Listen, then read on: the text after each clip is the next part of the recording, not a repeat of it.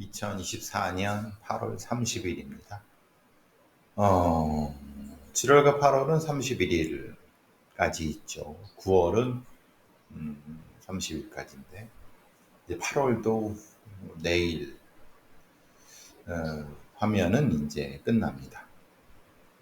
조금 열대야가 좀 사라지니까 습기가 좀 없으니까 그래도 숨 쉬는데 도움이 되고, 또 밤에 조금 서늘한 건 아닌데 조금 그래도 좀 나은 것 같아요. 지금 오늘 제가 뉴스토마토 독서국 옆에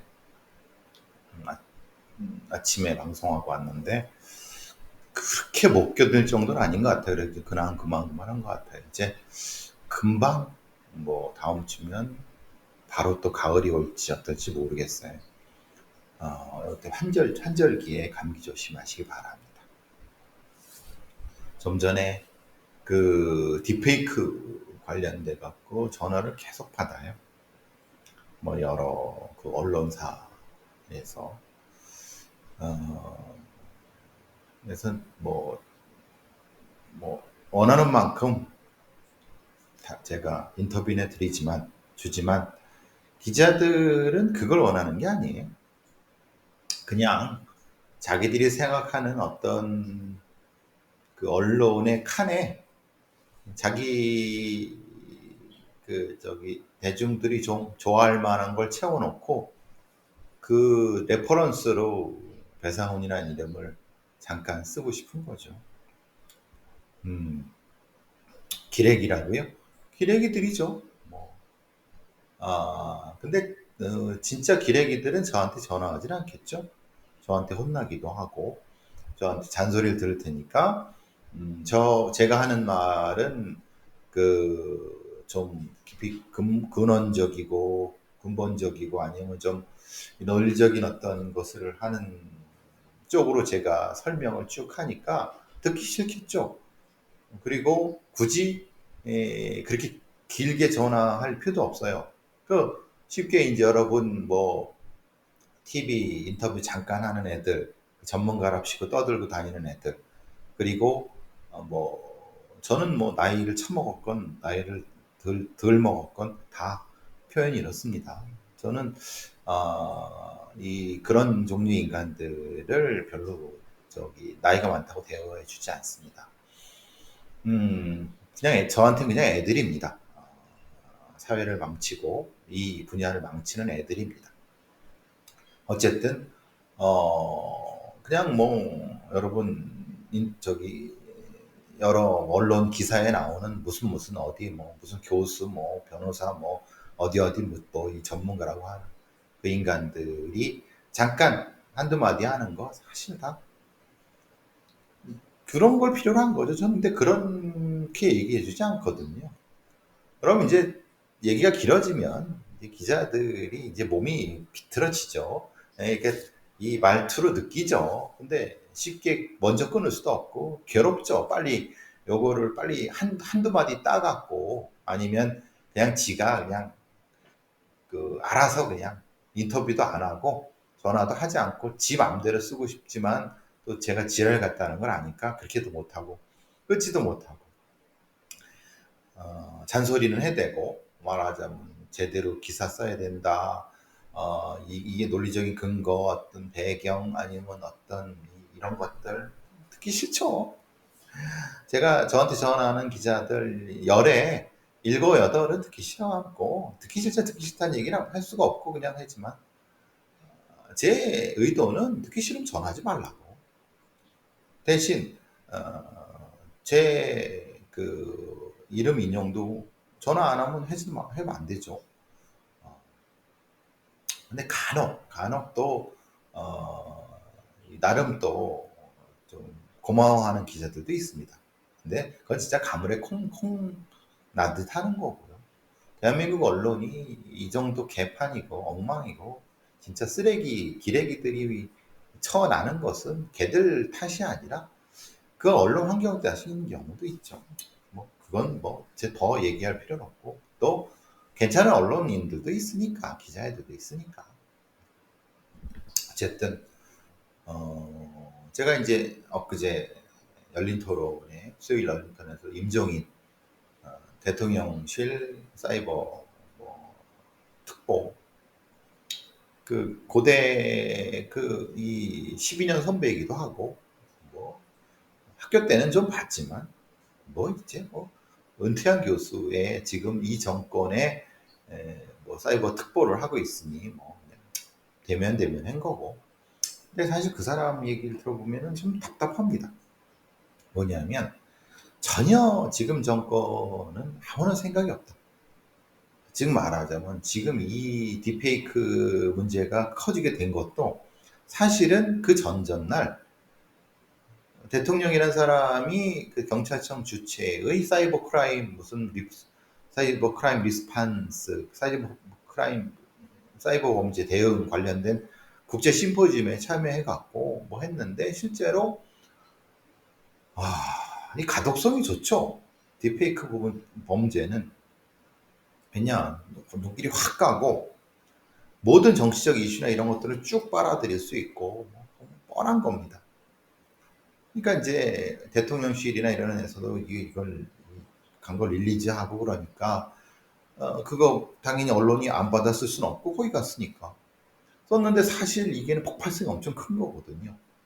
갑자기 월요일 날 화요일 날 갑자기 딥페이크 문제가 막 온 언론에 막 팡팡팡 터지면서 막 좀 웃긴 건 그거예요. 그럼 그 전에는 지난주에는 딥페이크 문제가 없었느냐?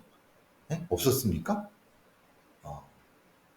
지금 현재 진행형이고 사실 그 한마디 나니까 대통령의 그 한마디에 뭐 거기 그 저기 들어가고 그 뭐 국제 심포지엄이 나가고 하니까 막 모든 정부 부처에서 너도 나도 그냥 한마디씩 다 정책이랍시고 내놓는 거 보면 다 쓰레기들 아무런 그 정책 조율도 없이 재탕 삼탕 그 전에 했던 거 다 삼탕 어 한심하죠. 그러니까 왜 이렇게 갑자기 딥페이크 문제가 폭발했는지 알 것 같아요. 사실은 원래 딥페이크는 크게 심각해요. 이준석이가 얘기했듯이 뭐 22만 중에 700명 그건 말 같지 않은 개소리고 윤석 의원님 예, 사태를 정확히 보세요. 물론 그러니까 지금 대통령과 대통령실이 이거를 통해서 자신의 어떤 실정이라든가 다른 어떤 정치적 이슈를 묻으려고 하는 거는 알 거. 그 의도는 충분히 이준석의 촉에 들어오죠. 그런데 그거는 별개로 사실 딥페이크 문제는 상당히 심각한 성착취 범죄입니다. 근데 이준석이라는 사람이 이대남을 대표하고 또 사실 뭐 자신이 뭐 어떤 기술이라든가 과학 기술이라든가 이런 것을 대표하는 쪽으로 보이고 싶어서 그거를 너무 오버한다 뭐 이런 식으로 대통령실에서 오버하는 거라든가 대통령이 오버하는 거는 그래 오케이 그렇지만은 이 범죄 자체가 심각한 건 맞습니다. 그리고 정부 차원에서 심각하게 대응을 했어야 되는 건데 안 하고 있기 때문에 그래서 지금 심각한 문제고 사실 전 세계적으로 벌어지고 있는 딥페이크에 관련된 범죄 중에 53%뭐 제가 한국발이고 한국의 연예인들 아이돌들이 주로 그 대상이 되지만 지금 문제가 되는 것은 초등학교 중학교 같은 위세제 즉 자기들끼리 그 일종의 일탈제를 통해서 하는 이런 일종의 문화지체 현상이 발생하고 있고 그로 인해서 교사건 뭐 저기 초등학교 동기건 뭐 동창회 주변인 건 싹 다 피해자가 되고 오죽했으면 우리나라에 벌어지고 있는 전체 그 이 딥페이크 범죄의 70 몇 %가 10대이고 전 세계적으로 발생한 부분이 53%가 그렇고 이거는 미국의 언론이 이미 오죽했으면 한국이 가장 취약한 나라다. 왜 그러느냐? 실제로 이제 그 휴대폰 문화, 10대들의 어떤 이런 어떤 범죄적 일탈적 성향, 그리고 텔레그램에 대한 미적지근한 대응, 그리고 성착취 범죄에 대한 성희롱, 성착취 이런 부분에 대한 거의 무대책에 가까운 경찰이나 치안 국가적 대응. 검찰총장 출신이 대통령이 되면 뭐예요? 아무런 대안도 없이 법무장관이란 인간이 여당 대표가 되면 뭐예요? 법무장관이 뭐예요? 아무것도 머리가 텅텅 비었는데 아무것도 대응도 하지 않고 그냥 말 입으로만 그 사람들의 독특한 검사 출신 정치인들의 독특한 지금 뭡니까? 입으로는 주둥이를 막 나불나불 거리는데 실제로는 아무것도 안 하는 거잖아요. 자기가 무슨 얘기하는지도 모르고 지가 떠드는 것이 실제로 이제 무슨 얘기도 모르는 이런 그러니까 실제로 관료들은 아무런 걸 안 해요. 그냥 뭔가 왜서 경로하고 뭐 하면 그냥 하는 척하다가 그냥 사라지면 또 사그러지고 거기에 부안해도 언론들은 거기에 막 하다가 좀 다른 이슈면 그 샥 사라지고 미꼬라지니까 지금 대한민국이 이 꼬라지는 않은 거 아닙니까? 그러니까 이게 뭐 이런 그래서 참 이런 나라도 있구나 세상에. 아, 기가 막히죠, 기가 막히죠. 다른 얘기 합시다. 어차피 연두색 번호판이라는 거 들어보셨습니까? 연두색 번호판? 연두색 번호판이라는 것은 이제 그 법인 명의의 그 고가 차를 등록하는데 고가 법인 차는 연두색 번호판을 달아야 됩니다. 근데 사실 생각해보면 법인 명의로 람보르기니나 페라리나 벤틀리나 마세라티나 뭐 롤스로이스나 이런 거를 소위 말하는 뭐 돈 있는 놈들 이게 웃긴 이게 졸부들이 돈이 실제로 자기 돈이 아니야. 그 말하자면 회사 차야. 그러니까 자기 아버지나 아니면은 뭐 이런 이게 회사의 대주주고 회사의 대표인데 실제로는 그 주식회사에서 법인차로 그 람보르기니나 페라리를 해요. 근데 왜 필요합니까? 실제로 법인이. 근데 그게 누구 거냐? 그 회사의 회장의 새끼, 자식 새끼나 아니면 그 수족들이나 걔네들 타려고 하는 거죠. 벤츠나 이런 거. 그러니까 정작 주주들이의 돈으로 소위 말하는 회장이나 회장 그 새끼들 그 자식 새끼들이나 혼자 새끼들 관련된 오너 일가가 그걸로 타고 다니라고 이렇게 일종의 횡령 배임하는 거죠. 배임이죠, 배임. 그래서 그걸 막기 위해서 법인차는 고가의 법인차는 등록 번호판을 연두색으로 만들어 버렸어요. 올해 1월부터. 즉 올해 1월부터 법인이 신규 변경 등록하는 8천만 원 이상의 승용차, 업무용 승용차 연두색 번호판을 부착한다라고 하면 생각해보면 저기 연두색의 람보르기니가 가면 에이 저거 새끼 저 새끼 지 것도 아니고 법인차 타고 다닌다 이렇게 손가락질 하는 거죠. 그죠? 페라리인데 연두색 번호판. 그러니까 아니 네가 돈이 있으면 아니요 뭐 5억이든 10억이든 람보르기니든 네 돈으로 사면 되지 안 그렇습니까? 포르쉐든 그냥 뭐 지 돈으로 사면 누가 뭘 합니까? 타고 도로 댕기든 뭐하든 근데 지 돈도 아닌 법인 그 주주들 돈이 그걸 가지고 하고 일반 번호판으로 마치 자기 건 있냐 꼴값도 하는 그 거지 같은 새끼들 저는 이런 형태의 명예형이 사실 굉장히 중요하다고 봅니다. 미네소타주에서 어떻게 하죠? 음주운전한 놈들 그 차의 번호판을 바꿔줍니다. 뭘로? 색깔을 나는 걸로. 그러니까 저거 저 새끼 저거 음주운전 차량이네, 음주운전 했네, 그죠? 그럼 그 차는 피해 당기죠. 안 그렇습니까? 그렇게 해야지 음주운전이 줄어드는 겁니다. 무슨 개인의 인권이고 지랄이고 나발이고 할 필요 없어요. 아니 사람을 죽이는 흉기를 가지고 술 취해갖고 대낮에 차 몰고 다니는 놈들 그렇게 가능성이 높은 놈들은 당연히 일반 피해자가 될 사람한테 경고를 해줘야죠. 그게 무슨 개인의 인권 무슨 관련이 있습니까? 그러니까 대한민국의 이 들떨어진 그 고위 관련 놈들이나 정치인 놈들이나 이런 놈들은 지새끼들이 이렇게 처먹으려고 소위 말하는 이런 이 음주운전 관련된 부분 이걸 안 해는 거죠. 저는 이런 일종의 명예형은 반드시 집행해야 된다고 봅니다. 아주 저는 이런 연두색 번호판은 진짜 확실히 잘된 정책이라고 봅니다. 어쨌든 그건 그렇고 법정에서 두 가지 건이 있어요. 보호관찰소에서 발찌차고 아마 성범죄자겠죠. 발찌차고 이른바 교육을 받다가 수강 명령으로 교육을 받다가 보호관찰소에 불을 지를 놈, 한 놈이라. 이건 보호관찰소. 지금은 준법지원센터인데 그놈이 있고, 이건 법정에서 가해자를 공격한. 성격은 좀 다릅니다. 사실 후자, 그러니까 1조 4천억 원의 코인 사기 범죄자 놈, 50대 놈이 얼마나 미웠으면, 사실 저는 어느 정도 이해를 합니다. 죽이고 싶겠죠. 안 그렇습니까? 자기가 이 코인 사기 당해갖고 이 돈 다 털리고 그러니까. 근데 실제 이 재판의 형량이나 아니면 처벌은 미약하고, 그러니까 지가 죽이려고. 이해는 됩니다만 실제로 그러면 이게 소위 이게 진짜 사적 구제죠. 이거는 직접 자기가 피해를 받았으니까 자기가 해놓은 거죠.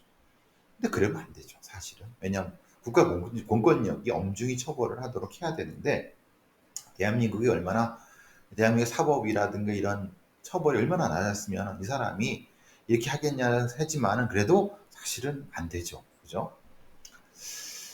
어쨌든 이 가해자는 출금 중단 사태 피해자고 손해에 불만을 품고 그랬다. 근데 문제는 이겁니다. 아니, 스테인리스 과도가 금속 탐지기가 왜 금속 탐지기의 보안 검색대가 삐삐한 게 아니야? 이상하잖아요.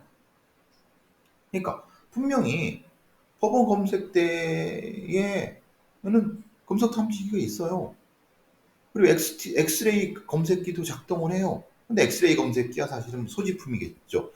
거기 금속 탐지기가 이렇게 지나가는 데고. 그러면 여기에 근무했던 놈이 이것을 직무유기한 건가? 물론 그 가해자가 그 범인 놈을 해코지하겠다는 건 충분히 이해는 합니다만 하면 안 될 거죠. 그러니까 그걸 못하게 해야 되니까 사실은 이 법원에 이 금속 탐지라든가 이런 보안 시스템이 작동을 했어야 되는 거죠. 이거는 보안 시스템의 문제죠. 그런 마음을 품지 못하게 해야 되는 거죠. 그죠? 아니면은 진짜 그런 생각이 있으면 무기 없이 그냥 가서 두들겨 패거나, 이건 죽는 건 아니니까 그건 이제 그럼 자기가 처벌을 받든 어쨌든 근데 이거는 보안 검색에 직무유기로 아니면 기계적 문제건 이게 말이나 됩니까? 대한민국 법원이 왜 이 꼬라집니까? 이게 지금. 그죠? 이상하죠? 이건 말이 안 되는 것 같아요. 자, 그건 그렇다고 쳐도, 그래요. 그건 법원의 직무유기라고 쳐도, 그러면은 이건 뭐냐 이 말이에요. 예를 들면 지금 보호관찰소에서 천천한 보호관찰소, 준법센터, 지원센터죠. 그러니까 이 보호관찰 기간 안에서 아마도 신나를 뿌리고 이제 했는데, 이게 분신이라고 추정이 되는데 정확히 몰라요. 그러면 적어도 이런 형태의 것을 제대로 통제를 못하느냐. 예를 들면은 지금 이제 전자발찌 찬 놈이 와서 수강 명령을 듣고 있었단 말이에요. 그런데 거기서 분실을 해버린다. 그러면 그 안에 신나를 어떻게 가지고 들어갔냐 이 말이에요. 생각해 보시면. 그죠? 이상하죠. 소지품 검사도 안 해낸 거예요. 아니, 대한민국 법원이나 이 법무부가 도대체 이게 왜 이렇게 개판이야? 예? 아니, 이게 말이나 돼? 응? 그 희한하네. 그러니까 말하자면은 이게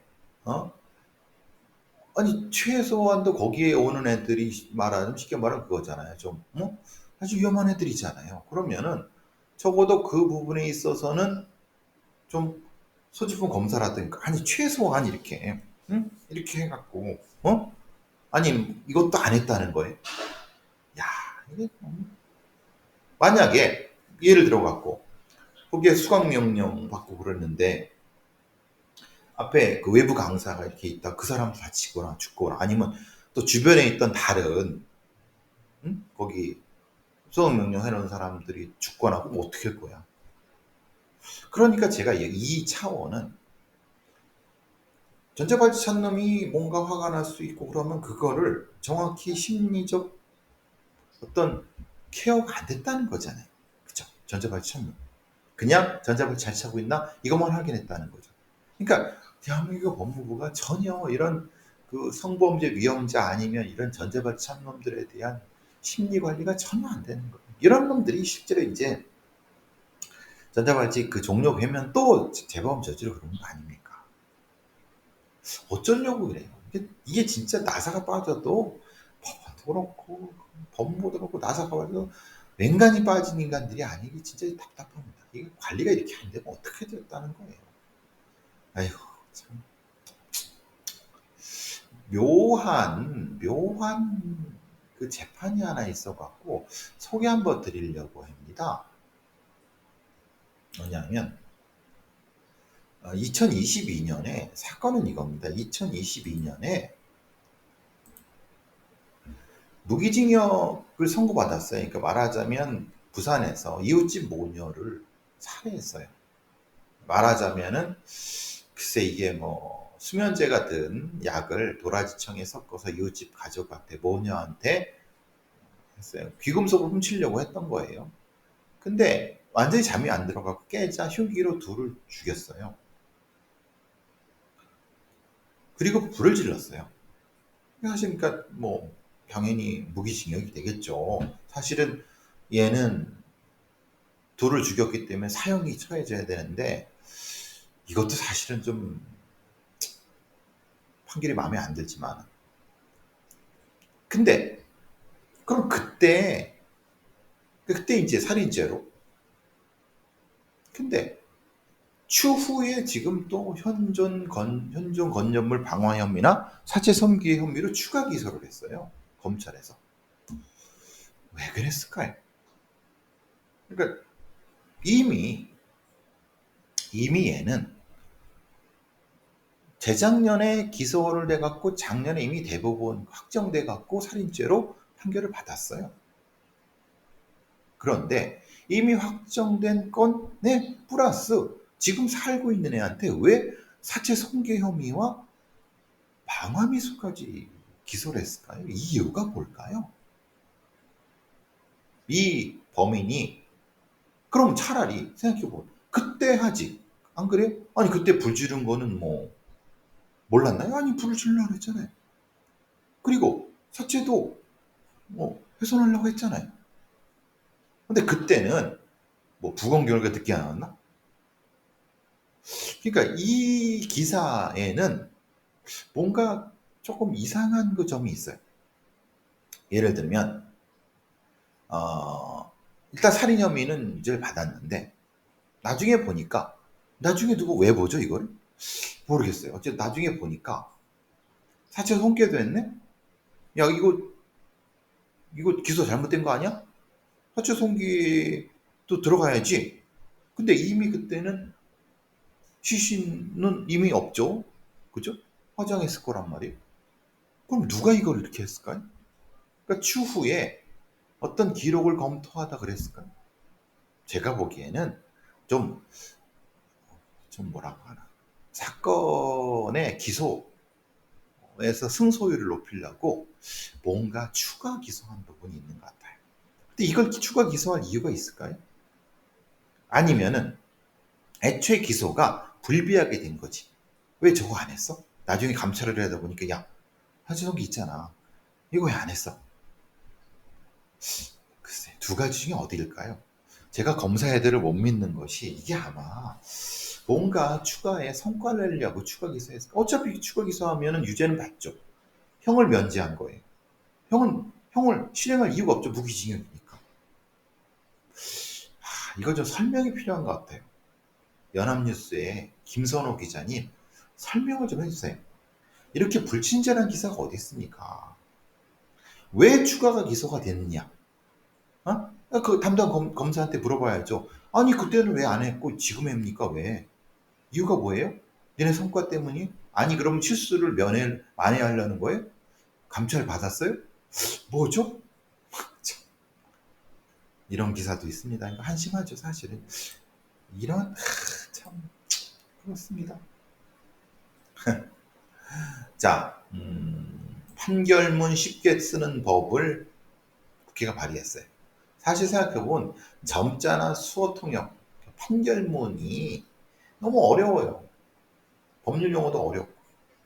그리고 시각장애인이라든가 이런 사람들, 청각장애 이런 사람들한테 판결문이 의미가 없어요. 문자로 되어 있으니까. 그러면 이거를 수어로 된 어떤 오디오 파일로도 할 수 있게 민주당의 이건태 의원인데 그것보다는 이것도 중요한데 저는 판결문은 제발 공개를 해라. 이건태 의원님 본인이 말씀하신 거 좋아요. 민주당 이건태 의원 누구나 알기 쉬운 재판 관련된 판결문을 공개한 그러니까 판결문 근데 제 판결문을 공개하지도 않는데 이거 판결문을 공개하지도 않는데 그리고 재판에 대한 속기록도 공개하지도 않는데 판결문을 쉽게 쓰는 법은 사실은 부차적인 거 아닐까요? 한번 제가 민주당 이건태 의원님한테 묻고 싶어요. 야, 이런 법은 사실은 본질을 벗어난 법 아닙니까? 제가 잘못 생각하나요? 먼저 판결문을 모두 공개하는 법. 첫 번째. 그리고 재판의 속기록을 정리해서 공개하는 법. 이게 먼저고, 그거 부차적으로 재판결문을 쉽게 쓰는 법. 점자, 수어, 오디오. 이게 나와야 되는 거 아닌가요? 이건태 의원님이 뭔가 착각하시는 것 같아요. 잘 모르거나 아니면 알아도 그게 필요 없다. 그러니까 모르는 거예요. 이건태 의원. 이 사법 현실을 진짜 모르는 겁니다. 판결문을 공개를 해야죠. 아니 그리고 저는 재판의 속기록을 재구성해서 공개해야죠. 그래서 이 재판은 이렇게 진행됐고 판결이 이렇게 나왔다. 그래야지 정의가 바로 설 수 있죠. 재판 마음대로 해. 판결문을 지들 마음대로 써. 논리적이지도 않아. 개판이야. 그러니까 국민들이 속고 지들 마음대로 엘리트들 사법 엘리트들이 지들 마음대로 네? 법관 임용 트랙을 세분화해야지 법관 문제 계속 제가 얘기합니다. 짧지만은 5년 7년 뭐 검사 판사 임용 짧게 해달라 그 얘기잖아요. 근데 차라리 법관 직원보다는 보조 인력인 재판연구원을 늘리는 건 전 찬성. 근데 근본적으로 변호사 출신이 아닌 소위 말하는 실질적 진실을 파악할 수 있는 형사 전문 재판연구원. 그 사람이 실제로 재판에 들어가든 안 들어가든. 민사 전문 재판연구원. 그리고 그 사람들의 의견이 그대로 직접 발견될 수 있게. 그게 저는 우선이라고 봅니다. 가능하면은 변호사가 아닌 판사의 임용도 저는 충분히 합의부는 그럴 수 있다. 단독은 안 되죠. 그죠? 단독은 당연히 그 재판장이 되기 쉽지 않죠. 그죠? 그건 뭐 반대가 많을 건데 다만 합의부 같은 경우는 형사 전문 판사가 굳이 변호사 자격이 있을 필요 없냐. 형사 영역에서 실질적 진실을 발견할 수 있고 민사 영역에서 할 수 있고 특권 하면 되지. 사법부의 개혁은 저는 그거라고 봅니다. 들어 처먹을지는 않겠지만